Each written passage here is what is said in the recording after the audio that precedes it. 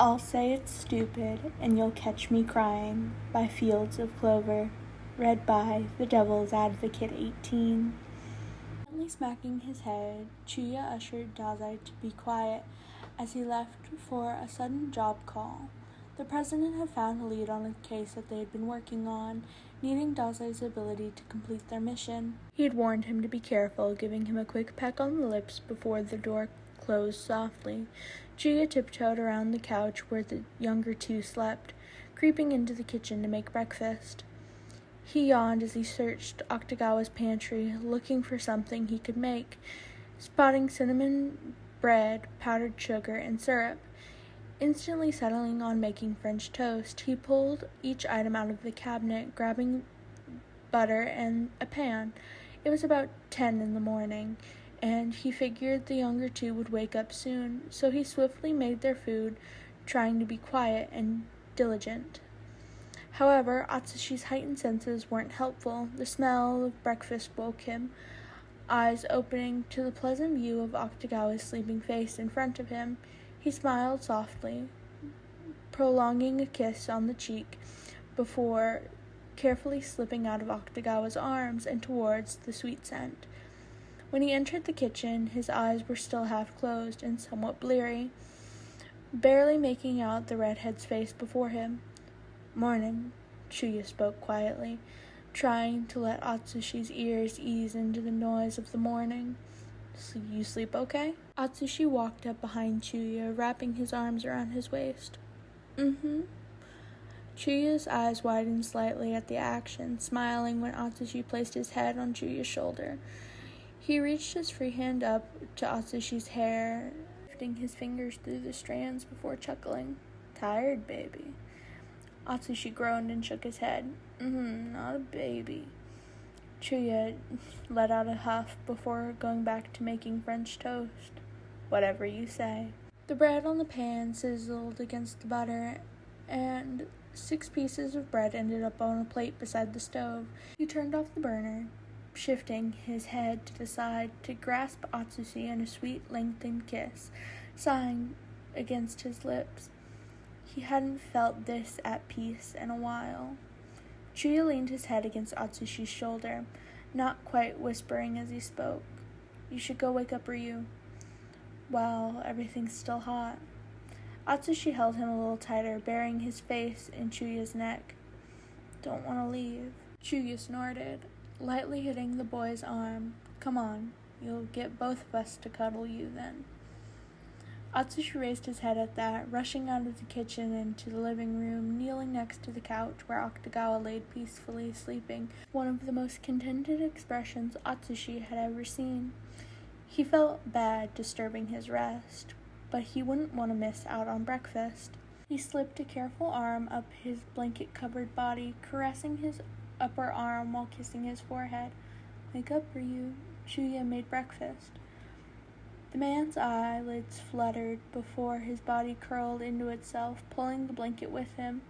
Atsushi giggled at the movement before wrapping both of his arms around him, hoisting him upwards into his arms.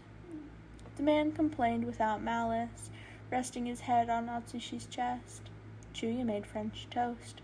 I knew you wouldn't want to miss out," Atsushi spoke, cradling his body and kissing the top of his head.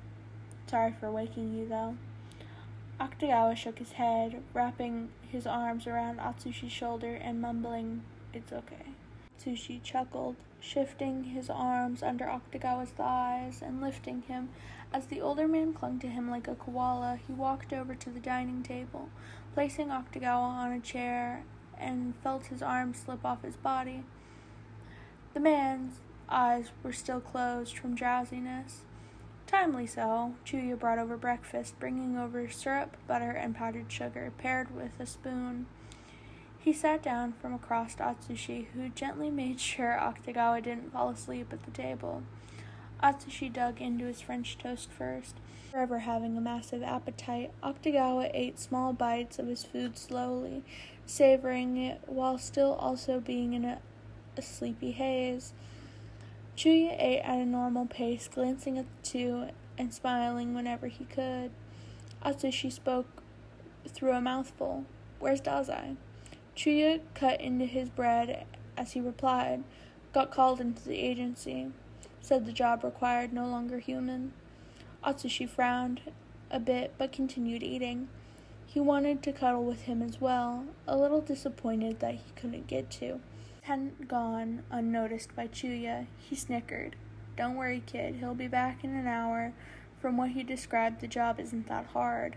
Atsushi perked up at that, a silent blush spreading across his cheeks, not knowing that he was so obvious. Octagawa chimed in, his voice still pretty quiet due to his sleepiness. He's always clingy the morning after. Atsushi nearly pouted, crossing his arms. "Like you're one to talk." Octagawa shrugged, taking a bite of his food. "At least I don't deny it." Atsushi faked an offended face, eating his food with a slightly bit more of a vigor than before. Chuuya smiled at the two, thinking, honestly, how did they end up exactly like us? As soon as their breakfast was promptly devoured, Chuuya placed the dirty dishes near the sink.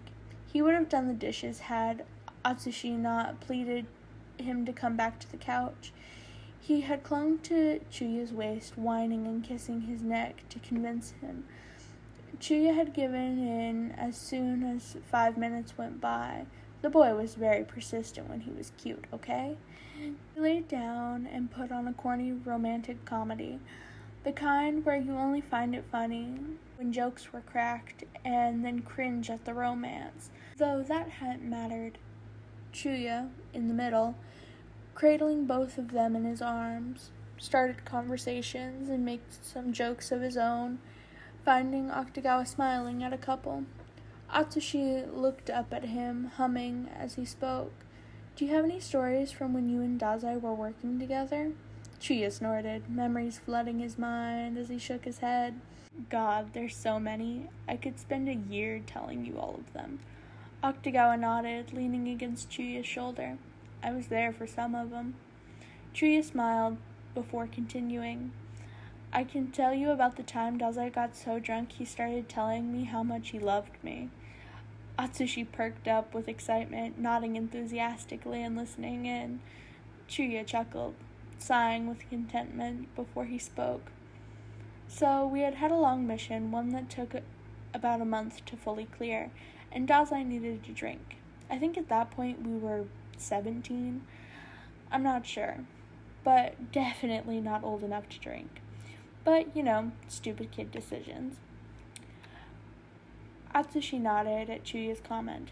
"I may be 3 drinks in, and Dazai's already drunk off his ass. He's slurring, saying things that could barely be considered words, and I had to get him out of there. We shared an apartment then, so I took him back, and he was so clingy that I thought he was never going to get off of me. So I tried throwing him into his bedroom, and the little shit grabs me by my tie and drags me down into his bed with him. This fucker goes and starts rambling about something I cannot understand for the life of me, so I grab his face and tell him to be clear if he's going to say something." Chuuya doubles over in laughter and continues through breaths. "And this dumbass goes, 'Oh, Chuuya, I didn't see you there,' and fucking giggles like an idiot." Atsushi snorts, trying to imagine a scene of drunk teenage Dazai, and can't quite picture it, but he still laughs. "I can't even imagine that." He shakes his head. "God, you should see him when he gets drunk now. He's so much worse." Octagawa nods, wearing a smile of his own. As he got older, his drunk antics got less and less easy to understand. Chuuya leans back on the couch, pulling Atsushi in his lap while Octagawa leans against his chest. He started rambling about how much he cared about me, and because we'd only known each other for 2 years, I pretty much stopped functioning. I'd only known him to make fun of me, so seeing him openly talking about how he cared about me was so bizarre. There was one thing that he said that stuck with me, and I could never bring myself to forget it. Atsushi looked up. "What was it?" Chuuya smiled fondly. He said, "Corruption has never been ugly. It's always been beautiful. Not because how it looks or how it behaves. It's because it's you, no matter how much you may not believe me." and I still stand by that today. A voice came from the window, and they all looked up to see Dazai climbing through the frame. Chuuya's eyebrow twitched in annoyance as he spoke loudly. "Stop coming through the window. This place is 10 floors off the ground, idiot." Dazai plopped himself inside the house, brushing any dust off his coat and giggling. "Aw, is Chibi worried about me?" Chuuya crossed his arms, groaning. "Fuck you." Dazai chuckled, a shit-eating grin on his face as he spoke. "When and where?" Chuuya shot up in anger, chasing Dazai around the living room while the younger two watched in somewhat terror. Atsushi just shook his head and scooted closer to Octagawa, kissing him gently before laying in his lap, playing with the younger man's slender fingers. Their relationship had started off smoother than they had thought it would. Octagawa sighed. "Those two will never have a peaceful day in full, huh?" Atsushi chuckled, swirling his fingers through Octagawa's hair. "Who knows?" Chuuya smacked the back of Dazai's head, chasing him through the living room as he shouted, "Abuse! Chibi's abusing me!" The shorter man practically growled before yelling, "Mackerel, I swear, if you don't get your ass over here." Dazai whined, slightly out of breath. "What's Chuuya gonna do with my ass?"